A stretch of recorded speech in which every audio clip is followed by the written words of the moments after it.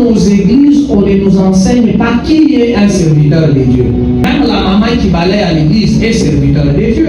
Elle n'est pas moins que celui qui prêche. N'oubliez pas que parmi les Lévites, il y avait des Lévites qui avaient pour travail la propriété du tabernacle. Donc les serviteurs de Dieu, c'est quiconque Dieu utilise pour faire sa volonté. Aujourd'hui, nous assistons à la prolifération des pseudo-serviteurs. Les pseudo-serviteurs, ça veut dire, ce sont des gens qui ne sont pas des serviteurs. Ça veut dire, ils ne sont pas envoyés par Dieu. Ils ne sont pas mandatés par Dieu, mais ils agissent au nom de Dieu. Ils sont comme ces jeunes gens-là qui sont allés chasser les démons, qu'on a tapé et déshabillé. Ils citaient le nom de Jésus, les démons ont dit, nous connaissons Jésus. Vous, on ne vous connaît pas. Il est serviteur par lui-même. Il a le nom de Jésus. Il a la Bible, mais il n'est pas de Jésus.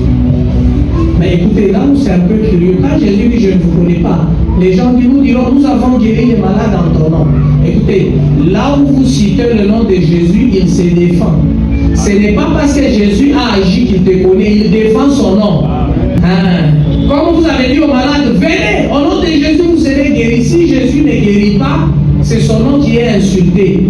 Jésus défend son nom, mais toi, il te rejette.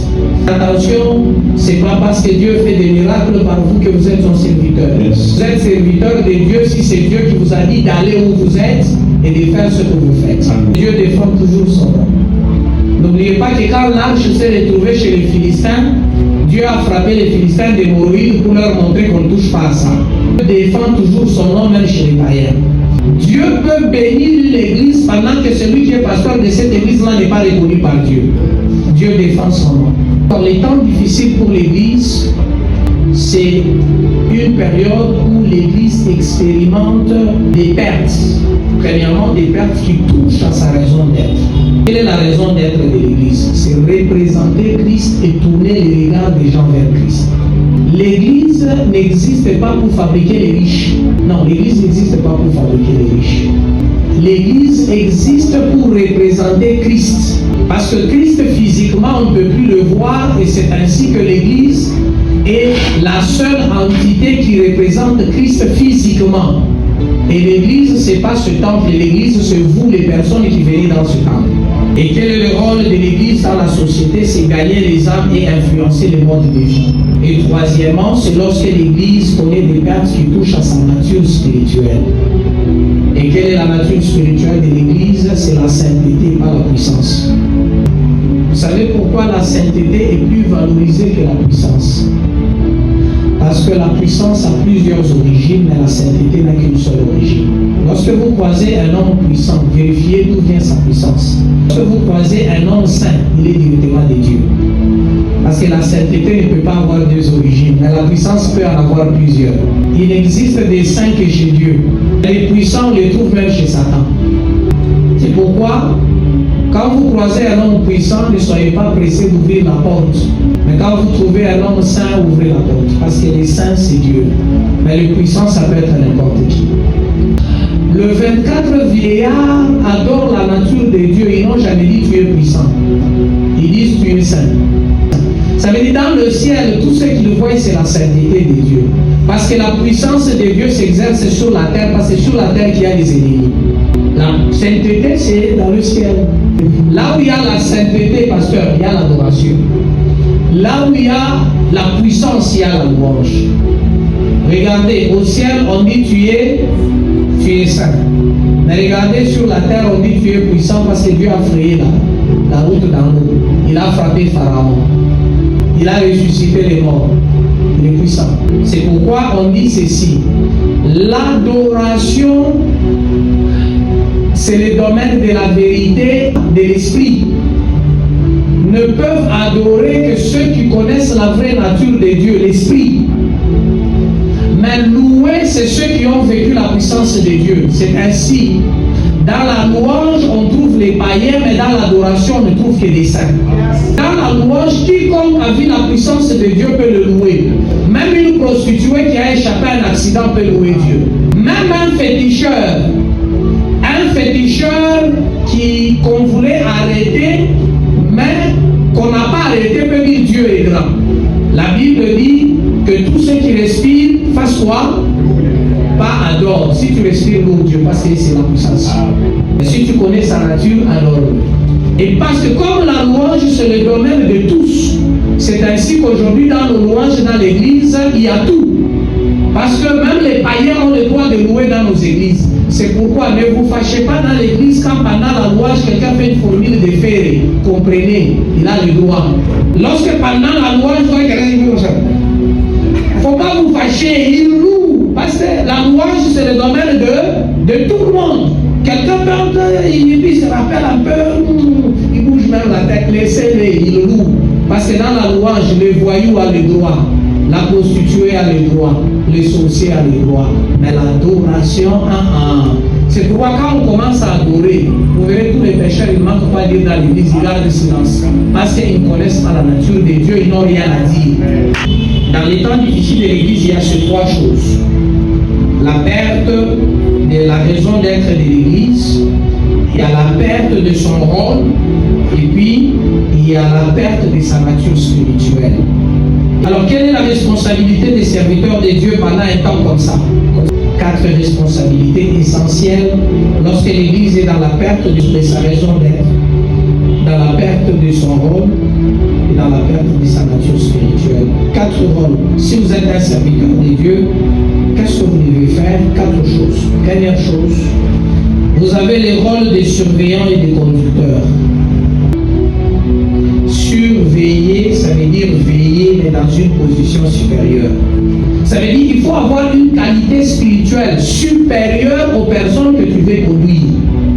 Tu ne peux pas conduire quelqu'un avec qui vous avez le même niveau. Moi, je dis toujours dans mon église, prophétisez comme vous voulez. Faites vos grimaces, mais quand moi je monte, vous sentirez que c'est moi qui monte. Quand Dieu t'établit, c'est qu'il te rend supérieur. Et un pasteur ne doit pas être content d'avoir des gens qui sont supérieurs à lui dans l'église. La supériorité, pasteur Elias, vous exige, vous impose de dominer. Ça veut dire, si vous êtes fils et que vous avez un père inférieur, la supériorité va vous imposer de dominer sur lui. Et ça sera un combat. Lui ne va pas accepter, mais toi, ta supériorité. C'est ainsi que, je peux dire ça, c'est ainsi qu'en Égypte, Pharaon était sage. Quand Pharaon a découvert que Joseph avait un esprit supérieur, il s'est licencié lui-même. Il s'est licencié parce qu'un conflit allait naître en Égypte.